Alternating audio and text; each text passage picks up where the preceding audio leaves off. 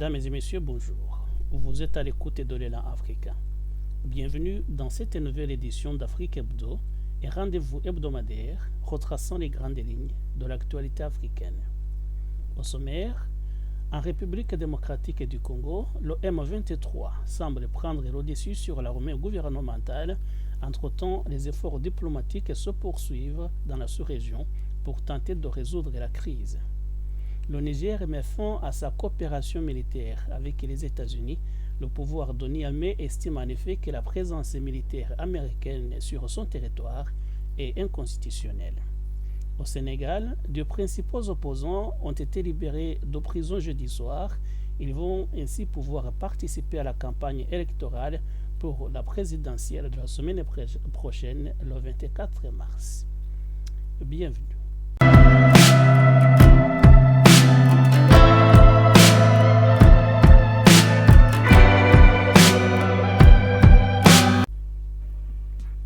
C'était lundi soir.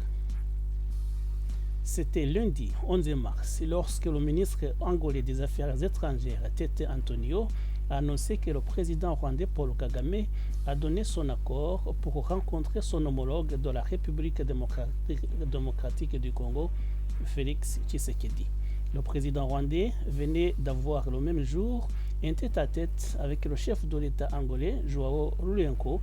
Le lieu et la date de cette rencontre hypothétique entre Félix Tshisekedi et Paul Kagame devraient être déterminés par le chef de l'État angolais, médiateur désigné par l'Union africaine dans la crise entre la République démocratique du Congo et son voisin le Rwanda, que Kinshasa accuse de soutenir activement les rebelles du M23 qui se sont emparés de vastes territoires dans les régions de Rutshuru et de Masisi à l'est du pays depuis leur reprise des armes à la fin de l'année 2021. Les autorités congolaises refusent de négocier en effet avec les rebelles qualifiés de pantins et veulent discuter avec leur maître, à savoir le Rwanda.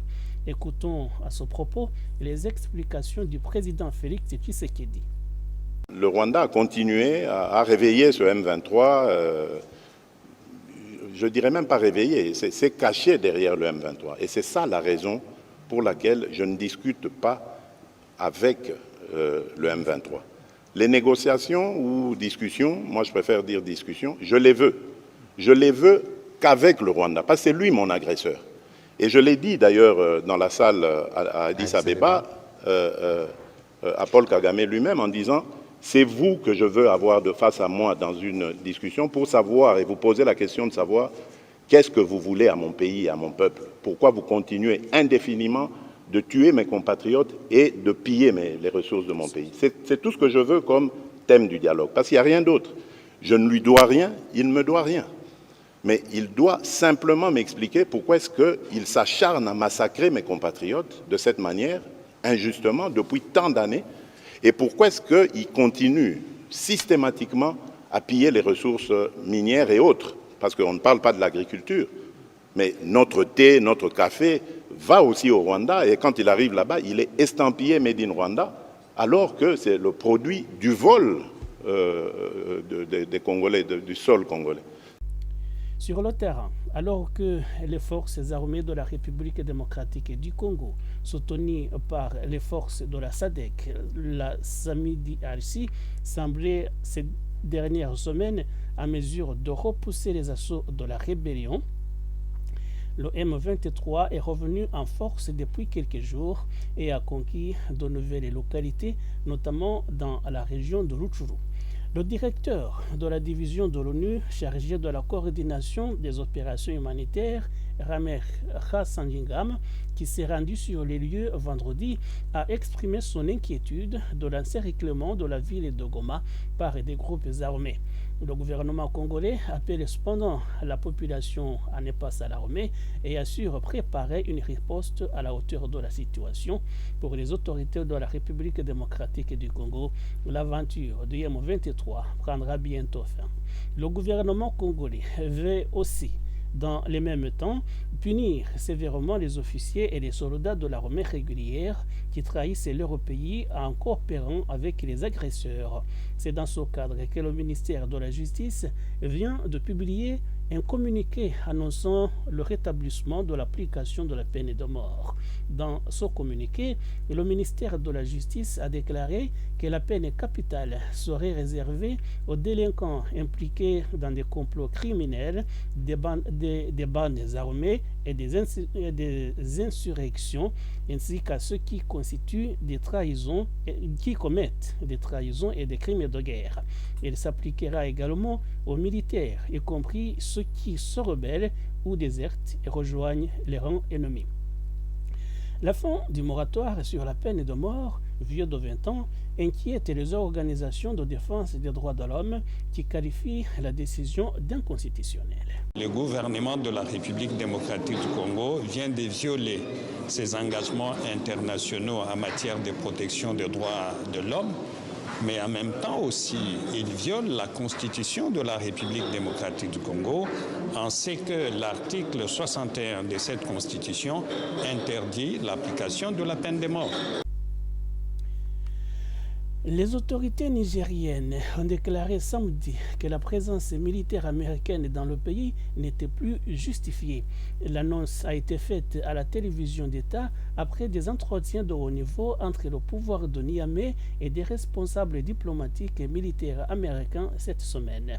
En lisant le communiqué, le porte-parole du régime militaire nigérien, le colonel-major Amadou Abderrahmane, n'est pas allé jusqu'à dire que les forces américaines devaient partir immédiatement.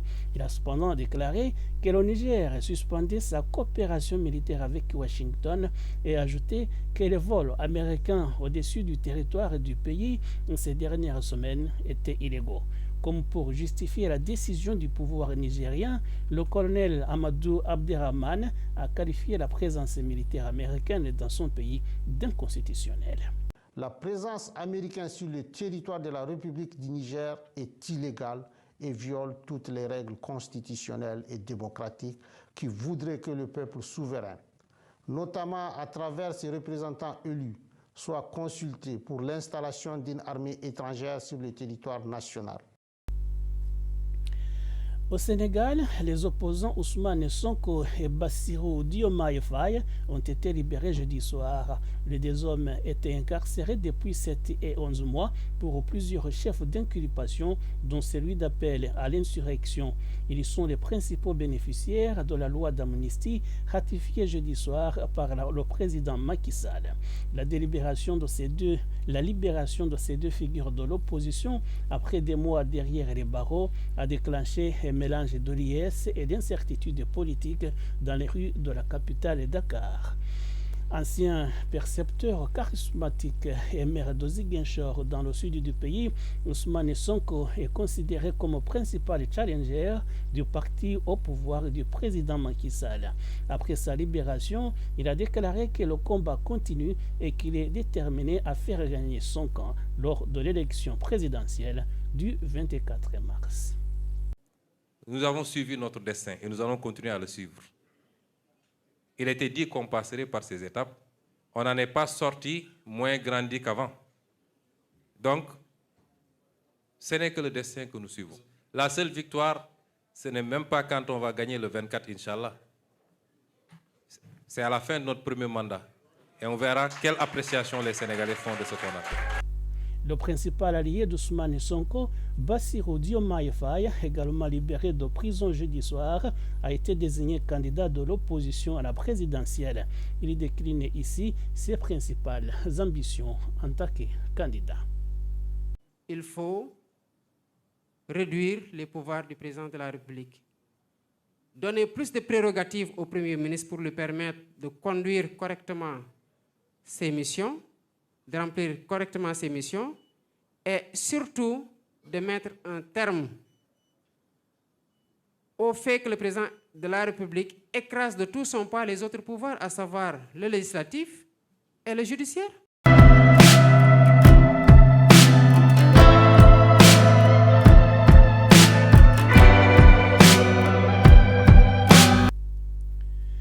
Et voilà, mesdames et messieurs, nous sommes à la fin de l'édition d'Afrique Hebdo de ce dimanche 17 mars 2024.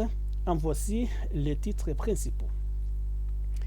En République démocratique du Congo, le M23 semble prendre le dessus sur l'armée gouvernementale. Les efforts diplomatiques se poursuivent entre-temps dans la sous-région pour tenter de trouver une issue négociée à la crise. Le Niger met fin à sa coopération militaire avec les États-Unis. Le pouvoir de Niamey estime que la présence militaire américaine sur son territoire est inconstitutionnelle. Au Sénégal, deux principaux opposants ont été libérés de prison jeudi soir. Ils vont ainsi pouvoir participer à la campagne électorale pour la présidentielle du 24 mars, la semaine prochaine. Mesdames et messieurs, je vous remercie de votre attention. Je vous donne rendez-vous dimanche prochain, 24 mars 2024. Excellente semaine à tous et à toutes.